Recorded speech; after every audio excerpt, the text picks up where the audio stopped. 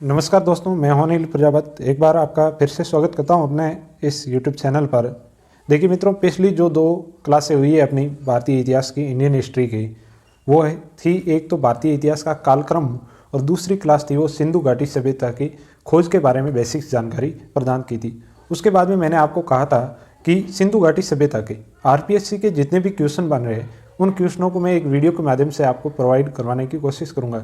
Top 50 question मैं आपके RPSC के जो है लेकर आया हूं अपने राजस्थान और राजस्थान के बाहर जितने भी जो PCS एग्जाम होते हैं उन एग्जामों के लिए सिंधु घाटी सभ्यता से बनने वाले क्वेश्चन, अति इंपॉर्टेंट क्वेश्चन जो हैं वो मैं आपके सामने लेकर आया हूँ। तो ध्यान लगाकर मित्रों इस प्रश्नों को देखिएगा, बहुत ही महत्वपूर्ण प्रश्न है जिससे घुमा फिरा के इन्हीं क्वेश्चनों में से ही पूछा जाता है हर एग्जाम में।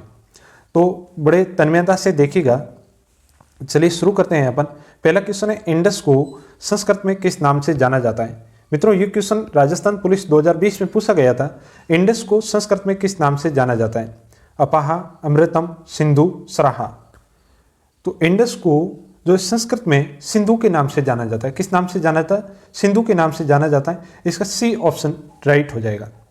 अगला क्वेश्चन है, निम्नलिखित में से कौन सा कथन सिंधु घाटी सभ्यता के संदर्भ में सही है? मोहनजोदड़ो में एक विशेष तालाब था जिससे पुरातत्वविद उन्हें महान स्नानागार कहा है। पहला कथन है, मोहनजोदड़ो में एक विशेष तालाब था जिससे पुरातत्वविद उन्हें महान स्नानागार कहा। दूसरा क्वेश्चन है, लोथल तथा कालीबंगा में आग की वेदी थी। लोथल और कालीबंगा दोनों में आग की वेदियां मिली हैं। तो ये मित्रों दोनों जो है कथन राइट हैं। तो इसका सही आंसर हो जाएगा एक तथा 2 दोनों। C ऑप्शन इसका राइट हो जाएगा। मित्रों पिछले वाली जो भी 2 क्लास अपनी हुई है वो दोनों क्लास ऑन फेस मैंने बोर्ड पे आके पढ़ाया है, लेकिन ये क्वेश्चन थोड़े ज़्यादा होने के कारण बोर्ड पर नहीं ला सके, इसलिए मैं मोबाइल स्क्रीन के माध्यम से आपको प्रोवाइड करवा रहा हूँ। तो वीडियो को शुरुआत से लगाकर अंत तक पूरा देखें। ये आपसे थोड़ी सी रिक्वेस्ट रहेगी कि वीडियो को शुरुआत से लगाकर अंत तक पूरा देखें, और चैनल को अभी तक सब्सक्राइब नहीं किया है तो मित्रों चैनल को सब्सक्राइब कर दीजिए। और अगला क्वेश्चन है अपना, सिंधु घाटी सभ्यता के अभिलेख मुख्यतः किस वस्तु पर बने हुए मिले हैं? देखिए सिंधु घाटी सभ्यता में जो अभिलेख मिले हैं वो अभिलेख किस वस्तु पर मतलब बने हुए मिले हैं? अभिलेख जो मिलते हैं कि शिलाओं पर लिखे हुए मिलते हैं या फिर मुहरों पर लिखे हुए मिलते हैं। शिलाओं मुहरों के अलावा स्तंभों पर भी अभिलेख अपने को मिलते हैं, है ना, जिसके ऊपर लिखा गया। ताम्र पत्रों के ऊपर भी अभिलेख लिखे हुए मिलते हैं इतिहास में। तो ये जो सिंधु घाटी सभ्यता के ये अभिलेख हैं ये मुख्यतः मुहरों पर बने हुए हैं। किस पर बने हुए? मिट्टी की मुहरें हैं और मुहरों पर वो लिखित अभिलेख अपने को मिले हैं। अगला क्वेश्चन है, भारतीय इतिहास में 20वीं शताब्दी का तीसरा दशक महत्वपूर्ण रहा। बहुत ही अच्छा क्वेश्चन है और ये आरटेट 2012 में लेवल 2 में पूछा भी गया था। भारतीय इतिहास में 20वीं शताब्दी का तीसरा दशक महत्वपूर्ण रहा। क्यों रहा ये आपने को इसका उत्तर देना है। कर्नल टोड ने एनल्स का प्रकाशन किया था। कर्नल टोड की पुस्तक थी annuls and antiquities of Rajasthan, उसका प्रकाशन हुआ नहीं। इसका प्रकाशन तो 1829 में हुआ था, शायद मैं गलत नहीं हूं तो। कौटिल्य लिखित अर्थशास्त्र की प्रतिलिपि मिली, क्या ये सही है? नहीं, ये भी सही नहीं है। अशोक के शिलालेखों को पढ़ा गया, बिल्कुल नहीं। देखिए 20वीं सदी में सिंधु सभ्यता की खोज हुई थी, ये ऑप्शन बिल्कुल राइट है। D ऑप्शन इसका राइट हो जाएगा, सिंधु सभ्यता की खोज की गई।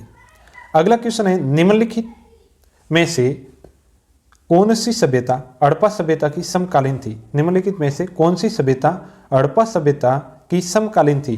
क्रीट की सभ्यता, मिस्र की सभ्यता, यूनानी सभ्यता या फिर रोमन सभ्यता? देखिए सिंधु घाटी सभ्यता के जो है हड़प्पा सभ्यता ही कह दो या फिर सिंधु घाटी सभ्यता, एक ही बात है। तो हड़प्पा सभ्यता के समकालीन, कल मैंने आपको पिछले वीडियो में ही बताया था कि मिस्र की सभ्यता इसकी समकालीन थी, सीन की सभ्यता थी, मेसोपोटामिया की सभ्यता थी, और ये जो एक सिंधु घाटी सभ्यता, ये चारों ही समकालीन सभ्यताएं, बड़ी बड़ी सभ्यताएं थी। इसके अलावा कई सारी सभ्यताएं थी जो छोटी छोटी थी, लेकिन बड़ी सभ्यताओं में इनका नाम आता है। तो हड़प्पा सभ्यता की समकालीन थी मिस्र की सभ्यता। कौन सी सभ्यता थी? मिस्र की सभ्यता हड़प्पा सभ्यता के समकालीन थी। अगला क्वेश्चन है, किस हड़प्पाकालीन इमारत को सर जॉन मार्शल ने विश्व का एक अद्भुत निर्माण कहा है? सर जॉन मार्शल ने हड़प्पाकालीन इमारत को सर जॉन मार्शल ने विश्व का एक अद्भुत निर्माण कहा है। कल ही मैंने बताया था कि 1924 के अंदर सर जॉन मार्शल ने फाइनली ऑफिशियल अनाउंस किया था सिंधु घाटी सभ्यता के बारे में, और उसी सर जॉन मार्शल की बात हो रही है। उन्होंने कहा था विश्व का एक अद्भुत निर्माण है। किसके बारे में कहा था आप बताने का प्रयास कीजिए। मैं बता देता हूं, वृत्त स्नानागार को इन्होंने जो है विश्व का एक अद्भुत निर्माण कहा था। यह ऑप्शन इसका राइट हो जाएगा। अगला क्वेश्चन है, निम्न में से किस सैंधव स्थल से अग्निकुंड के साक्ष्य मिले हैं? किस सैंधव स्थल से अग्निकुंड के साक्ष्य मिले हैं? देखिए मित्रों, ये आरटेट 2011 में पूछा गया क्वेश्चन था। इसका उत्तर सही माना गया था, वो था कालीबंगा। लेकिन अग्निकुंड के जो साक्ष्य लोथल से और कालीबंगा दोनों से मिले हैं। तो मैंने आपको कहा था ना कि ये जो क्वेश्चन है घुमा फिरा के ये पूछे जा रहे हैं, तो ये पूछा गया क्वेश्चन था और इसमें कालीबंगा माना गया था। तो विवादित प्रश्न भी आप कह सकते हैं और फेमस क्वेश्चन भी कह सकते हैं। तो इसका सही उत्तर हो जाएगा डी, कालीबंगा। इसको ध्यान में रखिएगा। अगला क्वेश्चन है, सैंधव स्थल जहां से भूकंप जैसी किसी प्राकृतिक आपदा के पास प्राकृतिक आपदा के प्राचीनतम प्रमाण प्राप्त हुए हैं। सैंधवकालीन स्थल जहां से भूकंप के जो साक्ष्य अपन कह सकते हैं, भूकंप के साक्ष्य कहां से मिले? तो भूकंप के साक्ष्य मिले हैं मित्रों कालीबंगा से। कहां से मिले? कालीबंगा से। ऑप्शन है देसलपुर, कालीबंगा, कोंतासी, रंगपुर, ये सारे सैंधवकालीन स्थल है। लेकिन भूकंप के जो साक्ष्य मिले हैं मित्रों वो मिले हैं कालीबंगा से। अगला क्वेश्चन है, वह सील जिस पर योगी की आकृति बनी हुई है, योगी की आकृति बनी हुई है जो पाशुपति शिव जैसी दिखाई पड़ती है, कहां से मिली? एक ऐसी हड़प्पा की खुदाई में या फिर अपन कहते हैं सिंधु घाटी सभ्यता की खुदाई में एक ऐसी सील मिली है, उस पर पाशुपति शिव की जो आकृति दिखाई पड़ती है वो कहां से मिली है? तो ये मिली है मित्रों मोहनजोदड़ो से। कहां से मिली है? मोहनजोदड़ो से। ए ऑप्शन इसका राइट हो जाएगा 9th नंबर क्वेश्चन का। अगला क्वेश्चन है, किस सैंधव स्थल से मिट्टी के हल का मॉडल मिला है? किस सैंधव स्थल से मिट्टी के हल का मॉडल मिला है? राखीगढ़ी से, बनावली से, हड़प्पा से या फिर रोपड़ से? तो मिट्टी के हल का जो मॉडल मिला है वो मित्रों मिला है कहां से? बनावली से। कहां से मिला है? बनावली से। मिट्टी के हल का मॉडल बहुत इंपॉर्टेंट क्वेश्चन है, कई बार एग्जामों में पूछा गया है। मिट्टी के हल का जो मॉडल है वो कहां से मिला? हल नहीं मिला है, मिट्टी के हल का मॉडल मिला है, मतलब हल के जैसा जैसा बनाई हुई आकृति मिली है। यहां से कहां से मिली है? बनावली से। अगला क्वेश्चन है, निम्नलिखित में से सैंधव स्थल का नगर, सैंधव स्थल का वो कौन सा नगर था जो 3 भागों में विभक्त था? कितने भागों में विभक्त था? 3 भागों में।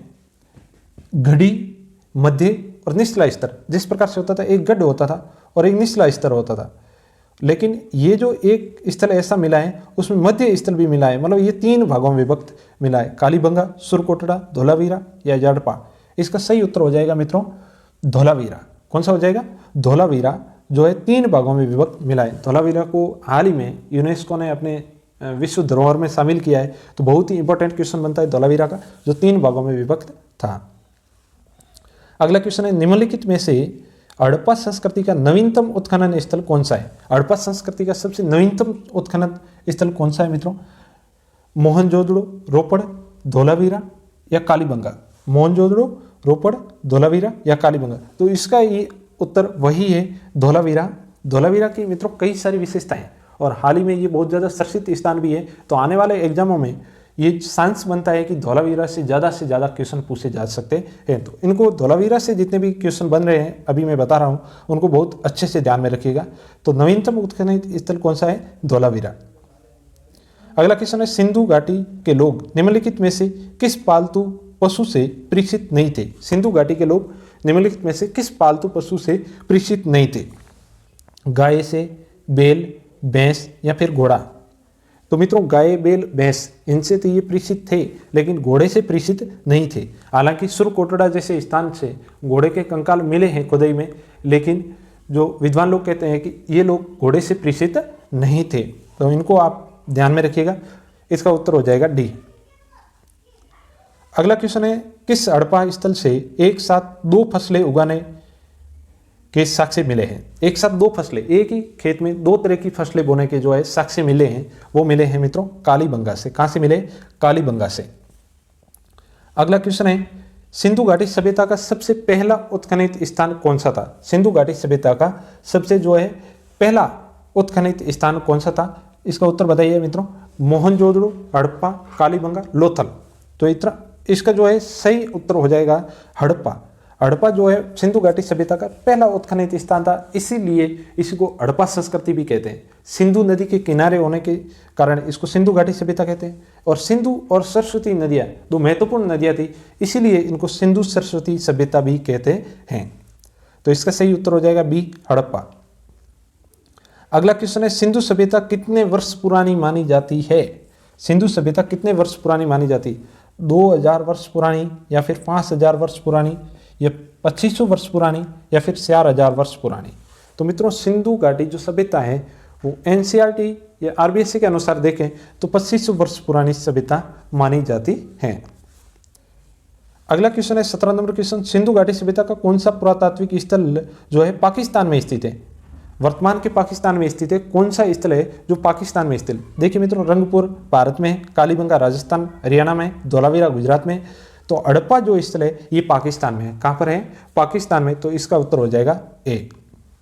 बहुत ही फेमस क्वेश्चन मैं आपके सामने लेकर आया हूँ, जिससे हर बार क्वेश्चन पूछे जाते हैं इन्हीं क्वेश्चनों में से। जुते हुए खेत के प्राचीनतम साक्ष्य कहाँ से मिले? जुते हुए खेत के प्राचीनतम साक्ष्य मित्रों कहाँ से मिले? ये मिले कालीबंगा से। कहाँ से मिले? कालीबंगा से। और इन जो है 35-40 क्वेश्चनों के बाद में कई सारे मैं तथ्य बताऊंगा जो वन लाइनर में एक प्रकार से कह सकता हूं। तो वीडियो को अंत तक जरूर देखें और अंत तक बने रहें।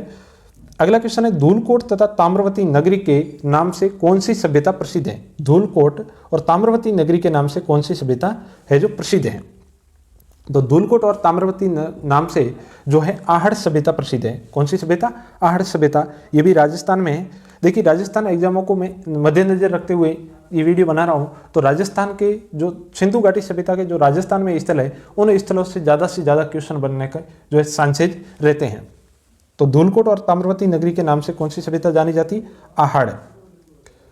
अगला क्वेश्चन है, सरस्वती नदी का उद्गम कहाँ से होता है? सरस्वती नदी का उद्गम कहाँ से होता है? काराकोरम से, धौलाधर से, शिवालिक की पहाड़ियों से, या फिर नागपाड़ से? तो मित्रों सरस्वती नदी का जो है उद्गम होता है वो होता है शिवालिक की पहाड़ियों से। कहाँ से होता है? शिवालिक की पहाड़ियों से।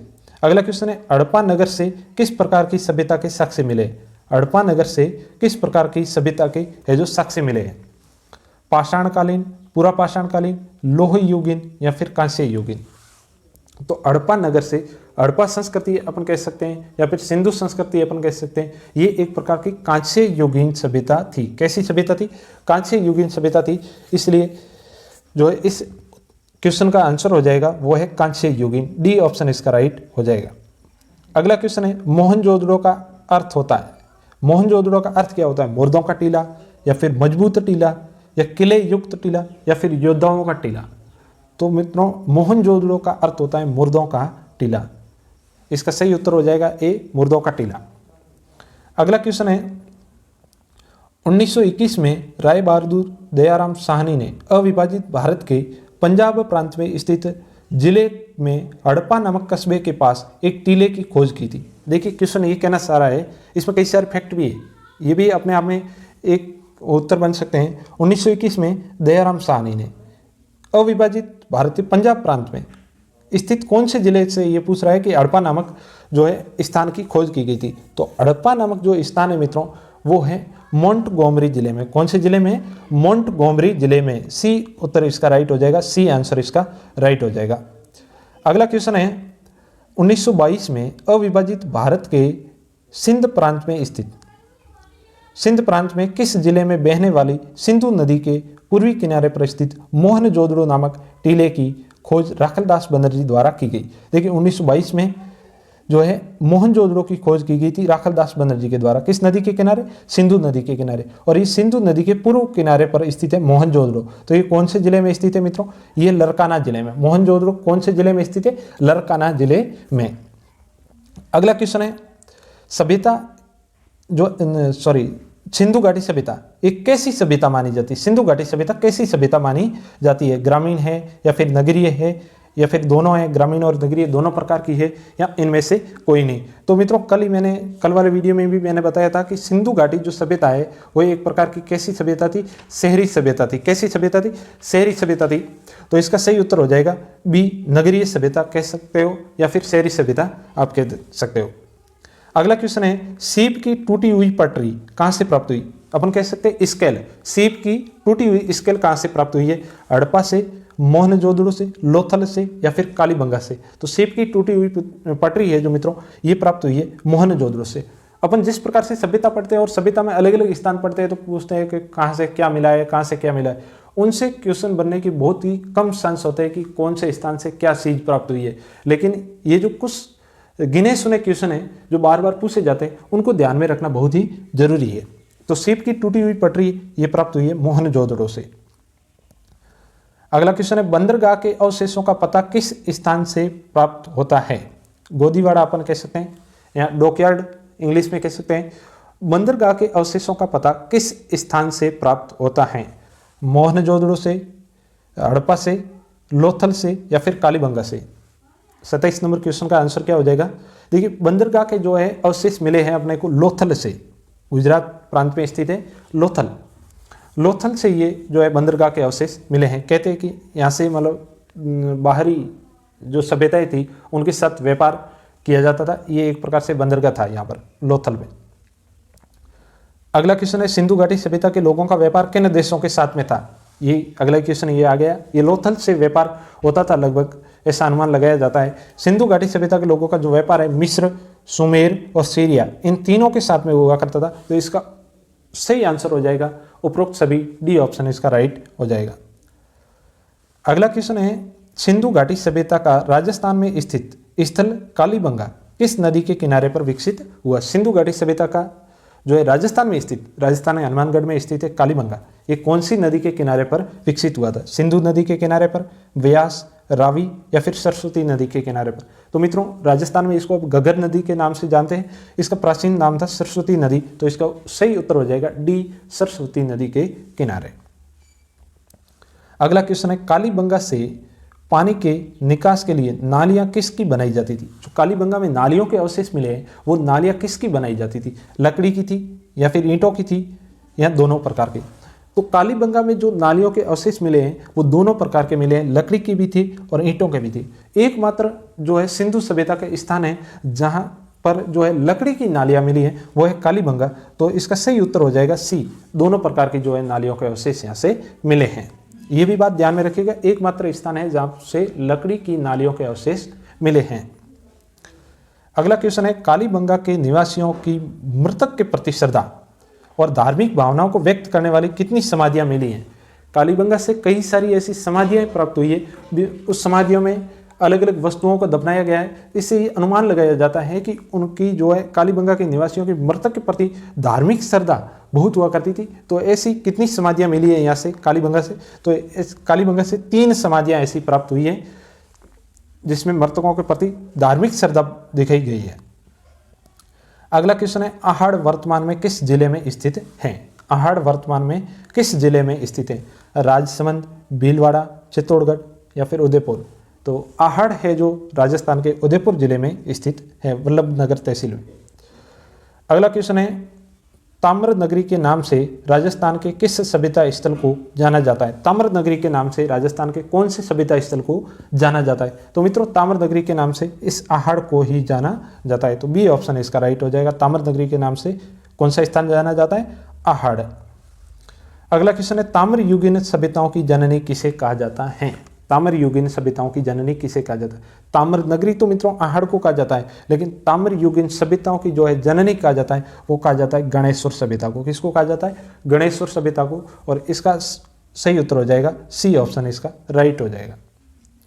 अगला क्वेश्चन है, नगर किस नदी के किनारे पर बसा हुआ था? कौन से नगर की बात हो रही है मित्रों? यहाँ पर सेवाणी, लूणी, बेड़स, बनास। तो मित्रों यहाँ पर हो रही है संद्रावती नगर की बात। संद्रावती नगर है जो कौन सी नदी के किनारे पर बसा हुआ था? सेवाणी नदी, लूणी नदी, बेड़स नदी, बनास नदी। तो संद्रावती नगर है जो मित्रों सिरोही जिले के सेवानी नदी के किनारे पर बसा हुआ था और ये एक प्रकार से परमारों की राजधानी हुआ करती थी। इसके बारे में भी आगे अपन फैक्ट देखेंगे। अगला क्वेश्चन है संद्रावती नगर की खोज कर्नल जेम्स टोड के द्वारा कब की गई थी? संद्रावती नगर की खोज कर्नल जेम्स टोड के द्वारा कब की गई थी? 1820 में, 1822, 1824 या फिर 1826? तो कर्नल जेम्स टोड के द्वारा संद्रावती नगर की जो है खोज की गई थी वो की गई थी 1822 में, 1822 में। अगला क्वेश्चन है, हाँ अगले जो क्वेश्चन है वो वन लाइनर क्वेश्चन है, ऑब्जेक्टिव नहीं है, एकदम सीधे सीधे फैक्ट है। तो इनको आप अच्छे से थोड़े लिखने का प्रयास कीजिए, अगर लिख सकते हो, नहीं तो इस वीडियो को दोबारा जो है देख सकते हो आप, और जैसे ये जो बहुत ही इंपॉर्टेंट फैक्ट है ये आप याद रख पाओ। अगला क्वेश्चन है हड़प्पा से, क्वेश्चन नहीं सॉरी फैक्ट है, हड़प्पा से लाल बलुआ पत्थर का पुरुष धड़ मिला है। लाल बलुआ पत्थर का पुरुष धड़ कहाँ से मिला है? हड़प्पा से। आगे है मोहनजोदड़ो से दाढ़ी युक्त पुरुष की पाषाण प्रतिमा मिली है। कहाँ से मिली है? दाढ़ी युक्त जो है पुरुष की पाषाण प्रतिमा, मतलब पत्थर की प्रतिमा मिली है जिसमें एक पुरुष में दाढ़ी बढ़ाए हुए दिखाया गया है, वो मिली है मोहनजोदड़ो से। कहाँ से मिली है? मोहनजोदड़ो से।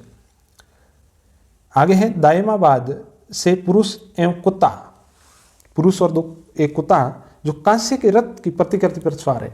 एक कांसे का रथ है, उस रथ के ऊपर एक पुरुष है और उस पुरुष के साथ में एक कुत्ता है, और ये मिला है दायमाबाद से। कहाँ से मिले?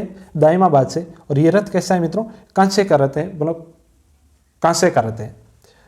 आगे है पशुपति मोहर, मोहनजोदड़ो से प्राप्त हुई। पशुपति की जो मोहर है आज शिव, जिसको कर्नल टोड ने हाँ ये जो प्राप्त हुई है, कहाँ से प्राप्त हुई है? ये हुई है मोहनजोदड़ो से। कहाँ से प्राप्त हुई है? मोहनजोदड़ो से। आगे है पशुपति मोहर को मार्शल ने आदि शिव की जो है संज्ञा दी है। पशुपति मोहर को मार्शल ने किसकी संज्ञा दी है? आदि शिव। कहा है कि ये ऐसा लग रहा है कि एक प्रकार से प्राचीन मतलब आदि शिव है। सिंधु घाटी सभ्यता में नगर की गढ़ी वाले भाग से रक्षा प्राचीर, धातु पिघलाने के जो है भट्टियाँ, यज्ञ वेदिकाएं, विशाल स्नानागार, विशाल अनागार प्राप्त हुए। ये कहाँ से प्राप्त हुई है? गढ़ी वाले भाग से, मतलब मोहनजोदड़ो से प्राप्त हुए हैं ये। महिलाओं को सम्मानजनक स्थान प्राप्त था। सिंधु घाटी सभ्यता में महिलाओं का स्थान कैसा था? बहुत ही सम्मानजनक स्थान प्राप्त था महिलाओं को। पर्दा प्रथा प्रचलित नहीं थी सिंधु घाटी सभ्यता में, जो है सिंधु संस्कृति में पर्दा प्रथा प्रचलित नहीं थी। यहाँ के लोगों को अस्त्र शस्त्र का भी ज्ञान था। यहाँ के लोगों को अस्त्र शस्त्र का भी ज्ञान था। क्वेश्चन पूछा जा सकता है कि सिंधु घाटी सभ्यता के लोगों को अस्त्र शस्त्र का ज्ञान था या नहीं? तो यहाँ के लोगों को अस्त्र शस्त्र का भी ज्ञान था। ये मातृ देवी तथा शिव की उपासना करते थे। किसकी उपासना करते थे? मातृ देवी और शिव की उपासना करते थे। मिट्टी की मूर्तियां मिली है मातृ देवी की और आद्य शिव की, तो ये मार्शल ने बताई है। ये आगे है सिंधु काल के लोगों में बलि प्रथा, जादू टोना आदि अंधविश्वास प्रचलित था। ये सिंधु संस्कृति जो लोग हैं ये बलि प्रथा में भी विश्वास करते थे, जादू टोनों में भी ये विश्वास करते थे। एक प्रकार से इनमें ये अंधविश्वास प्रचलित था।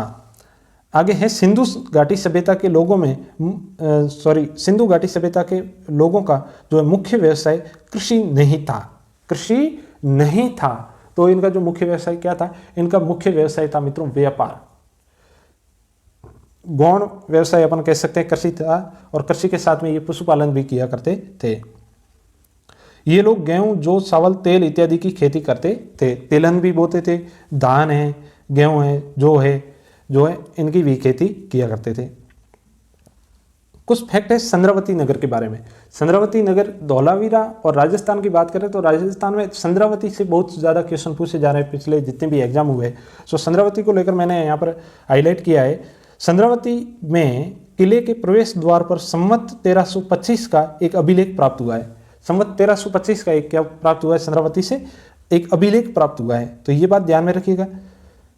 आगे संद्रावती परमार शासकों की राजधानी था। संद्रावती जो है सिरोही, सेवाणी नदी के किनारे पर सिरोही में माउंट आबू के तलहटी में बसा हुआ एक स्थान है। ये परमार शासकों की राजधानी हुआ करता था। संद्रावती के क्षेत्र से पाषाणकालीन उपकरण और शैल चित्र प्राप्त हुए। संद्रावती से जो है पाषाणकालीन उपकरण और शैल चित्र प्राप्त हुए हैं।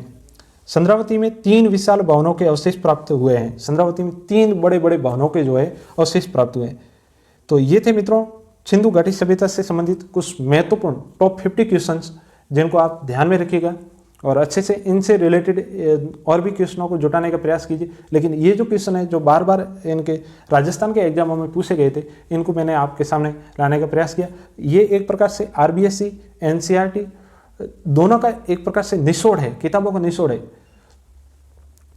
तो अगर वीडियो अच्छा लगा है तो वीडियो को लाइक कीजिए, चैनल को सब्सक्राइब कीजिए और लोगों के साथ शेयर भी कीजिए, जिससे हमें भी मोटिवेशन मिलता रहे और आगे अच्छी से अच्छी वीडियो लाने का प्रयास किया जाएगा। मिलते हैं एक अगली क्लास में, जब तक के लिए जय हिंद, जय भारत।